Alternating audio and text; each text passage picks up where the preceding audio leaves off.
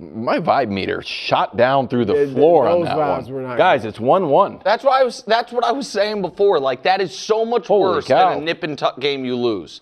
A game that you feel like you controlled the whole way and blew. It's a loss and a half. On the flip side, if they were up there like this is doing the whole Gatorade thing. Wow! Look, we gave one you up. crushed that too, no doubt. You know what I'm saying? Thank you. That's all I'm saying. Thank you. Hey, you know what? Bad loss. I need to be better. But just like, oh my gosh. I mean, Brunson with the sunglasses. Very sad. He was very sad. All right, Parkins, what went wrong here? A lot went wrong. I mean, they flat out choked, and there will probably be a bigger blown fourth quarter lead in the playoffs. Right? They were up 12 entering the fourth quarter. I'm sure there will be a bigger collapse, but if there is a worse loss than that one, we will talk about it for a while, because that was just. And I'm not sure there'll be a bigger one. I mean, that was the Knicks' first double-digit fourth quarter blown lead in 31 years. Yeah, so it doesn't happen all the time. No, but just leads evaporate quicker than ever in the NBA. 12 isn't huge anymore. Exactly. That was the point I was making. But like the way it happened and the totality of the blame for it was crazy. And they fired Tibbs because Mike Brown was supposed to different lineups, get more out of the team, get them over the hump. And he shares a lot of the blame for this. Like, I don't know how you justify some of the lineups that they put out in the fourth quarter. And we can start with just who the players were to start the fourth quarter when they're up 12. Yeah. Don't you dare. He was making stuff happen out there. Listen, I know we like Alvarado. That is the first time those five guys played together all season. Well, that doesn't seem like a good time to be trying a new thing. And then, but then let's fix it and sub out Jordan Clarkson to bring in Deuce McBride, who had 0 points in 13 minutes with a couple of turnovers. They also had never played together all season. Also had never played together all season. That's not ideal. Now you hit a three at the end. So you're up 12, then you're up 6, and then you hit a three and you sub back in Cat and Brunson, right? And then you're in control, you're up 9, you get the Hawks into the bonus. Mm-hmm. How do you approach when you get the Hawks into the bonus? Well, you take as many 2s as 3s. Brew, you've been covering basketball for forever. Is that how you're supposed to approach getting the other team in foul trouble in the fourth quarter with a 9-point lead? You shoot 4 free throws down the stretch of a game? What I would say, though, is nowadays, teams still keep jacking up 3s. Even if they're, I agree, attack the rim, get fouled, get free throws. But nowadays, no matter what the situation, teams are jacking up 3s. I get it, but Brunson was awful in terms of his efficiency, 10 of 26. Cat was not good again in the fourth quarter.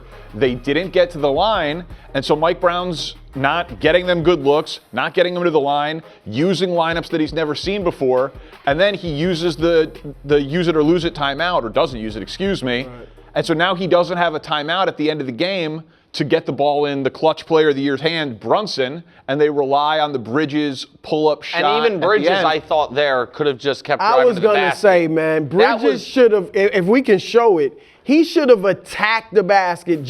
He should have went for a dunk. He had enough time. He had 2.5 seconds left when he shot. Go to the rim. I get it that the Hawks are there, but you probably get fouled if you go up and try to dunk it. You're right. Yeah. And I just think, listen, I had the Hawks in 7 before this. I thought they were a little shell-shocked by the playoffs and the Garden and the bright lights of Game 1.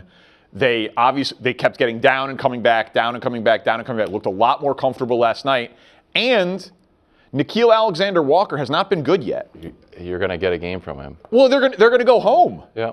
Guy had 17 points inefficient in Game 1, had 9 points in Game 2. Jalen Johnson hasn't played to his season average yet in either Game 1 or Game 2. Jalen hadn't been as aggressive, I don't think. Talking about Jalen Johnson or Brunson? Jalen Johnson. Okay. Jalen Johnson. So the Hawks stole home court advantage and haven't really played well yet. They are in great shape. Yeah, listen, I'll push back on the in great shape. This is going to be 2-2 when we're back in New York, and New York is going to have home court back. The Hawks aren't going to win 3 straight games. The Hawks, we saw 7 quarters of this series, and the Knicks were decisively the better team. Now, that doesn't mean this isn't, I called it the most catastrophic loss anyone's going to suffer in the first round of the playoffs. Like, I do, and even if the Knicks get out of this round, this loss will have a tax because they're going to need all hands on deck for the Boston series. They're now going to have, more likely to get banged up, more different things. So this is a bad loss no matter how you slice it.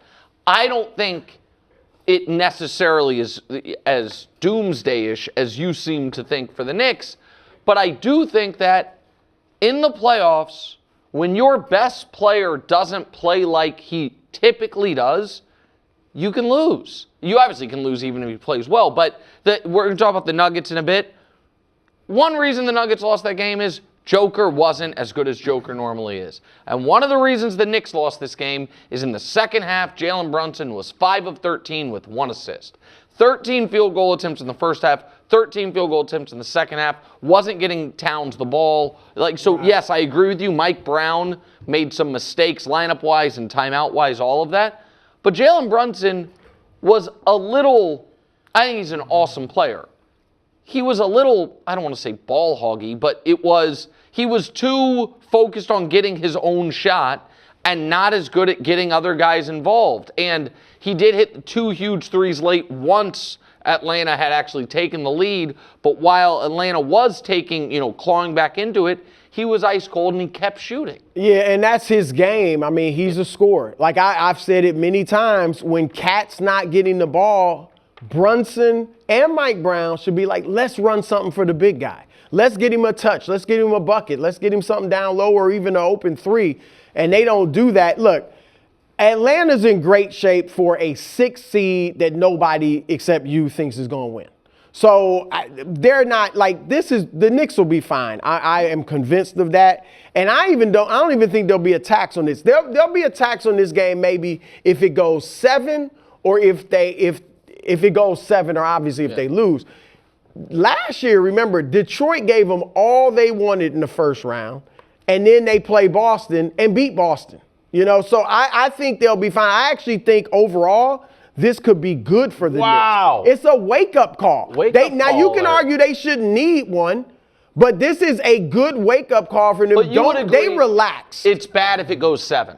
If it goes 7, you don't necessarily want to go 7. 1, because anything can happen in a game. Correct. And because you're just less rested for game. Okay, so I do 6. think it'll go 7. I think this Hawks team is going to get better as this thing goes on.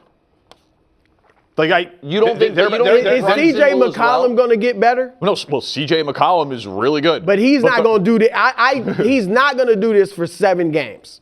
Average 29 points. No, I don't know. That matchup with him and Brunson looks like he can get to his spot when he wants to get to his spot. Well, the Knicks got to make some adjustments. Okay, did this game change your view of the series, Parkins? Not necessarily. I think I had Nuggets in 6, but is this the best rivalry in basketball? You said earlier 15 and 15 in their last 30. I gave you guys the stat the other day about the playoffs that they met in 2 of the last 3 years. Everything's tied. And everything is tied. They were within 8 points of each other in 12 playoff games. This is a 5-point game. There's legitimate star power, obviously. 2 face of the league candidates, and Ant and Joker. Needs a little more animosity that maybe we're stoking the flame. But that's what I'm saying. We're kind of.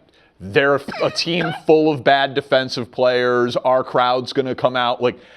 Minnesota, back-to-back Western Conference Finals trips, seriously levels up in the playoffs. Joker struggles with Minnesota's physicality.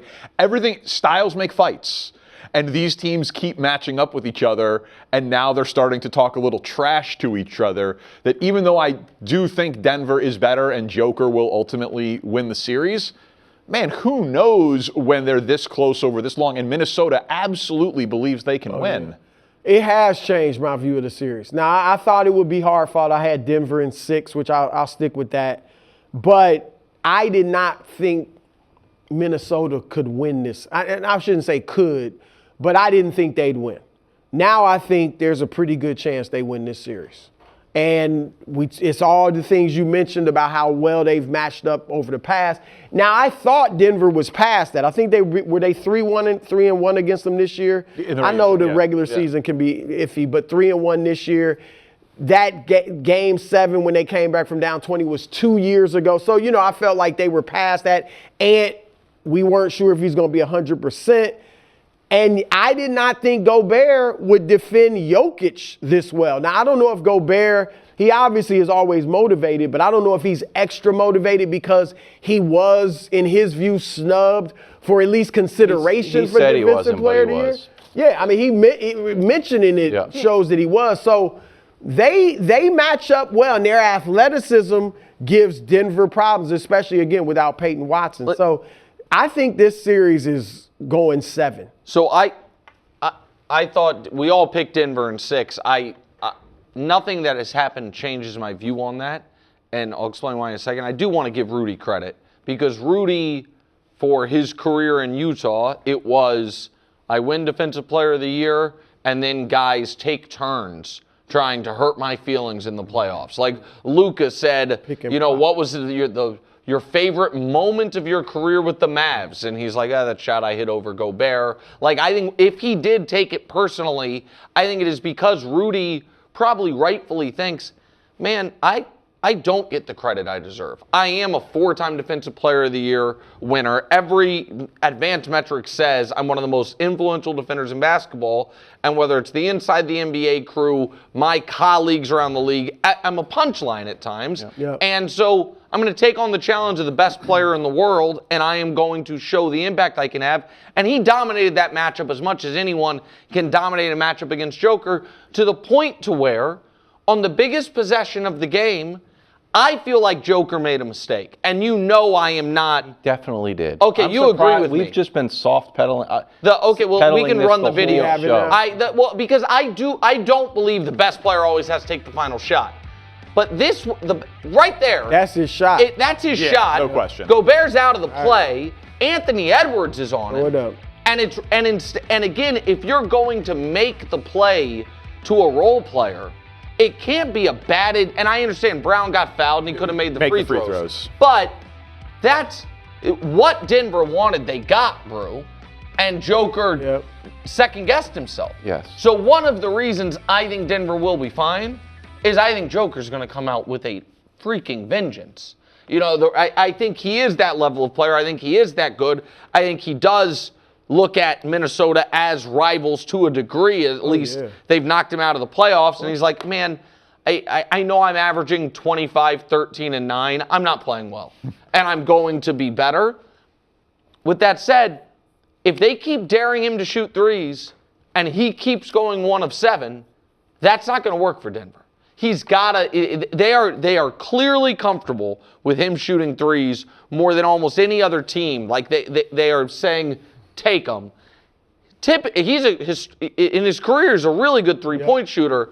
He hasn't been making several wide open ones. Yes, he has, and he airballed one yesterday in a big spot. Like, he's been off in that regard. I think he'll bounce back from that, but he's got to. Starting with a surprise for me in the 10 spot, Parkins. Yeah, well, we'll just get right to it, Wilds. Every team wants to nail the draft. Obviously, these are the 10 I think it's the most important for. The Chicago Bears at number 10. Really quiet offseason. And people don't know this, but they are the back-to-back-to-back offseason champions leading into this year. So it's a three-peat. It's a dynasty. Yeah, it's Congratulations. True. Yeah, thank you. And so this year it's been a little disappointing. They got 4 picks in the top 89. Plenty of ammo if they do want to move up from 25. If a left tackle that they like falls into the teens, if an edge rusher they like falls into the teens, I could see them moving up from 25 and making that their splash of the offseason, try to get another premium player with their young core. The Bryce Young trade, drafting Caleb, signing Ben Johnson, that's what made Correct. them. Okay, got it. That's how they won those 3 straight offseason championships. Makes sense. The I buy it. Modern-day Herschel Walker trade. Yeah, I buy drafting it. Caleb Williams, and then hiring Ben Johnson. Who's the offseason champ this year? Do we know? Is it determined, or do we have to wait till the draft? It hasn't been right now. Yet. It's but I'll give out that banner. Yeah, okay, that's a good one. Yeah. Trust me, we track these things in the places where we don't actually win a lot of playoff games. I like it. Coming in at number 9, the Tennessee Titans. But we could also just put up number 8 real quick, if we don't mind, because number 9 and number 8, exact same logic. Neither one, the Titans and the Cardinals, have been to the playoffs since 2021. They are picking 3 for Arizona, 4 for Tennessee, and they are both linked to Jeremiah Love. It would be insane for either of these teams to take Jeremiah Love. That is a luxury pick. Wow. That is Great running backs do not make bad teams good. They make good teams great. If you can find a team who wants to trade you a haul for a running back, you should be doing that. Or draft an edge rusher, or a left tackle, or a receiver, a premium position. Don't take Jeremiah Love. Don't mess it up. Yeah. Parkins, Cardinals have been linked to Jeremiah Love. Yeah. Cardinals don't traditionally make a bunch of great decisions. Do you think that is just a bad decision or just trade bait? I think I will be floored if they take we're gonna I take agree with you Jeremiah on the Love. Cardinals. I think it would be completely No, insane that's a for good Arizona point, to Wyatt. take him. And I like him a lot. It would be ridiculous. But Tennessee, you think you have your quarterback, and I don't think Tennessee would be bad to take him. Arizona, I think, would be insane. They've got both those teams have a lot of holes. I think that they mirror each other. Coming in at number 7, Bruce Baltimore Ravens.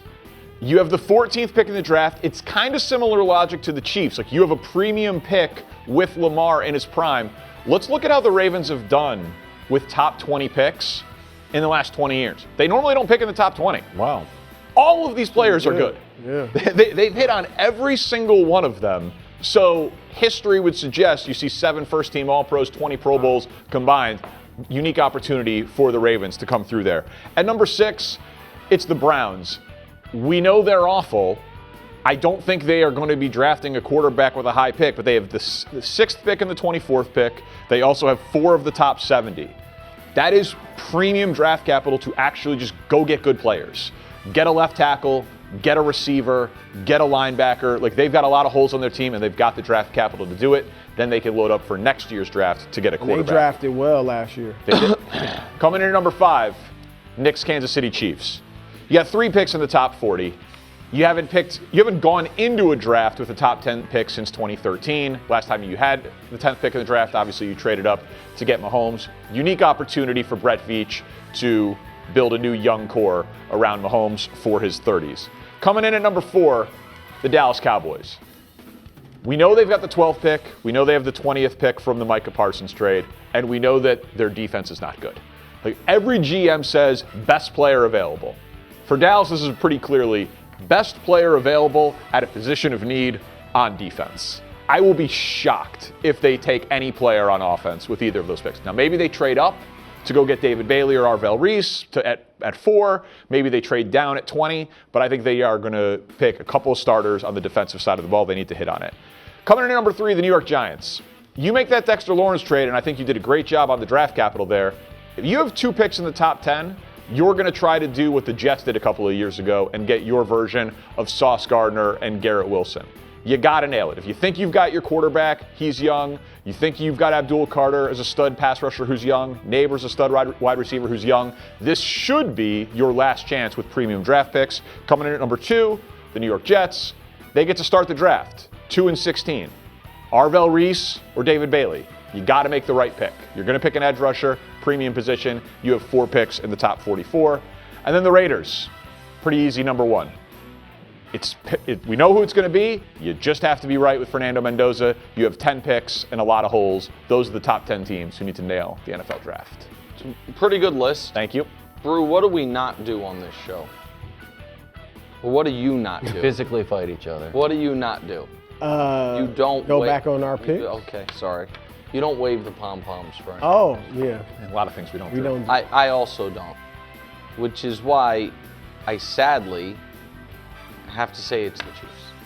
They have to nail the Chiefs. Number 1. They should be number 1? Yeah. Wow. They have the best player in the sport.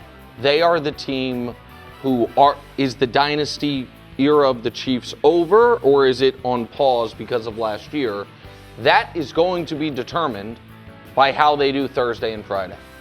Do they use what is an opportunity? I don't think they will ever have another top 10 pick while Patrick's there. And they very rarely will ever have multiple first-round picks. So they have the 29th pick, which they're used to, plus the 9th pick, plus the 40th pick. They need to get 3 guys ready to play day 1 to plug these holes and to grow. They have the most pressure. These other teams, like, they're used to drafting Cowboys high. a little bit, but you make a good but the Cowboys also have 2 first-rounders next year. I think, right? Do they? Maybe they trade one of those first away. and a first second. an extra And second. an extra second next year, yeah. So I just think the Chiefs have the most pressure. Well, to play off your pom-pom analogy, the Bears, this is clearly pom-poms. Why are they in it? Why are they in it? They're the 25th pick. They got 4 picks. They're a very good team.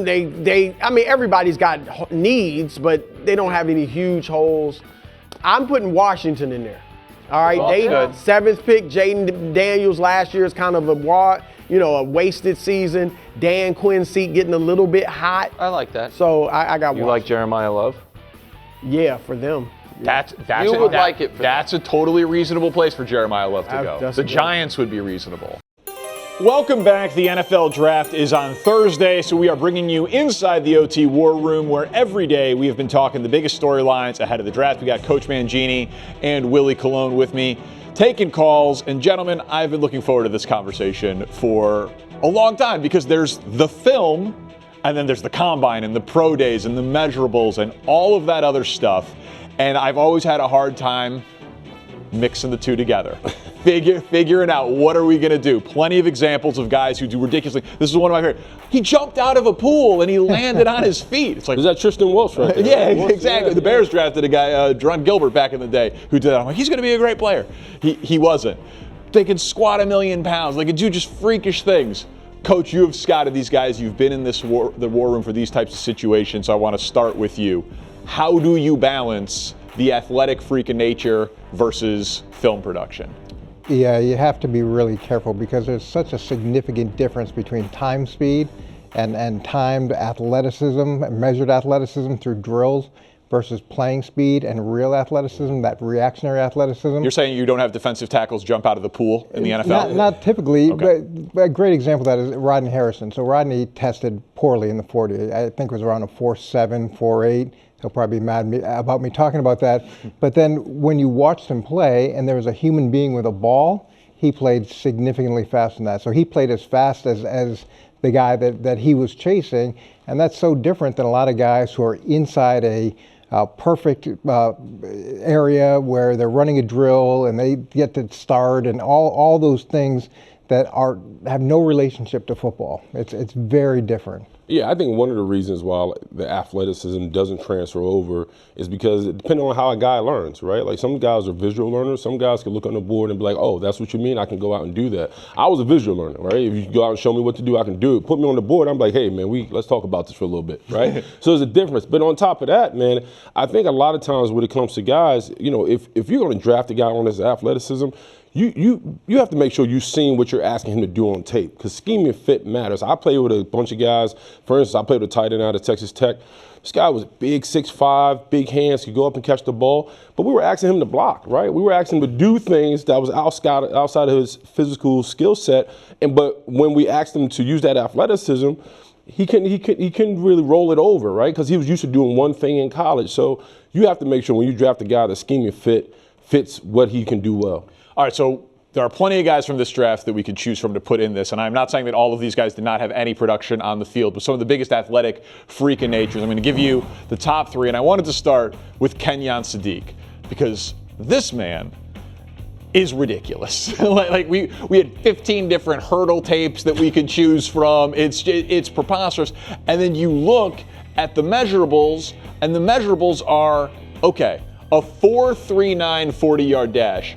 Faster than Bijan Robinson, faster than AP, as fast as Saquon Barkley, and he's got 20 pounds or more on all of those guys other than Saquon. He measured out at 6'3", 245. So a 6'3", 245-pound human being who can run a sub-4.40. I liked him to Baltimore. They lose Isaiah Likely. He can learn the technical aspects from Mark Andrews. They have Zay Flowers, but they don't have a true number one star-making, difference-making playmaker. And so I felt like he could kind of come around because you watch his film and it's like sometimes he looks impressive hurdling a guy, but he never had more than 600 yards in a season in college. So I liked Kenyon Sadiq to Baltimore, Willie. I don't mind that. It makes sense, obviously, with everything you just said. But I also like him to the Carolina Panthers. Dave Canales doesn't have a true, superstar tight end. He can be that guy. You talked about all his measurables. I think you pair him with Bryce Young and some of the weapons they already have, man. That makes for a good young core. Yeah, when you're talking about a guy like this, I remember talking to Bill Parcells about a tight end I liked who was really fast and how he could be impressive in the passing game. And he said, well, are you drafting a tight end or a wide receiver? And I said, a tight end. He said, well, what about blocking? I think that's the big question here, because these are great examples, but you didn't show any examples of him blocking. So if you're going to ask him to do that as part of the scheme, then you know that's a different equation.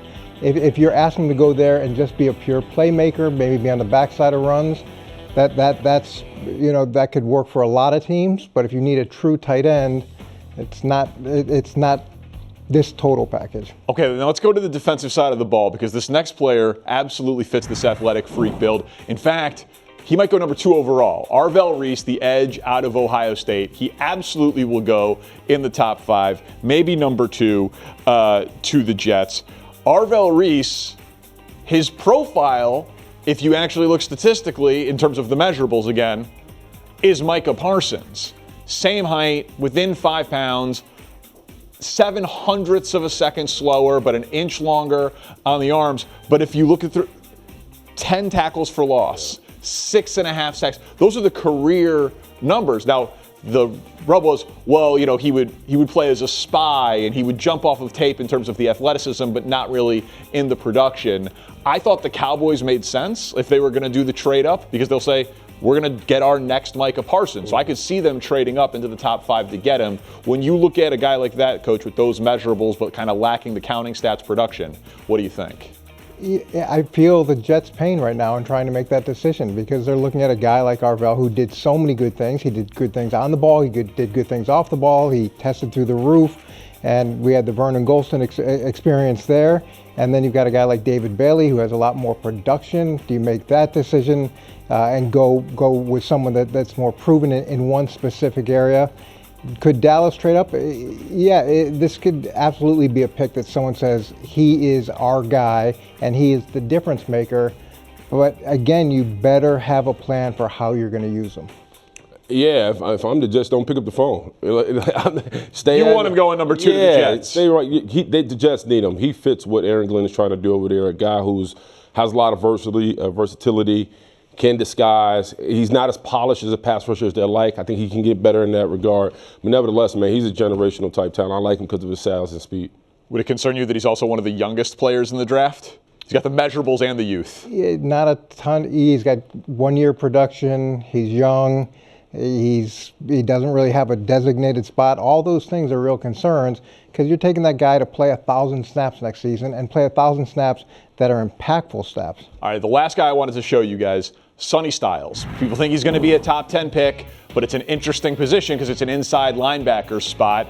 Will be the first linebacker taken off of the board. This is kind of the opposite because he is massively productive. He wore the green dot, absurd athlete, voted team captain, was a safety, then moved to linebacker. Look at the physical measurables. This is Calvin Johnson playing inside linebacker. Oh, wow. He's 6'5", 244, crazy long arms for a linebacker, 4.46 40-yard dash time. I thought this was a Dan Quinn pick. I thought Dan Quinn, captain of the defense, defensive guy, maybe their last stand with that coaching staff in Washington. It's a big year for them. I thought that was a perfect fit at 7. Yeah, I hope it gets to Dan Quinn. I think it'd be a great situation there. I don't know if he's going to get to Dan Quinn. I could see the Giants possibly taking him. So you think he's that good? He could be a top 5 pick? I could see someone ahead of Washington taking him just because of how productive he's been and how dynamic he's been. Yeah, it makes sense. You lose Bobby Wagner, you need a captain on defense. Obviously, he fits the role. You have Jaden Daniels on offense as that kind of figurehead piece. He will be the same thing on defense for the Commanders. I also like his dad was in the NFL. Yep. He's the youngest of 4 siblings, so you know he got bullied and picked on as a kid. Like seriously, his brother had a hell of a day too. Yeah, so don't forget his brother too. I think that's the type of thing that translates. But it's fun because this is seen as a complicated draft, but there are some absolute athletic freak in nature. Also, the fastest 40-yard dash time in the history of the combine. I don't know if we're getting faster, if only the fast guys are running.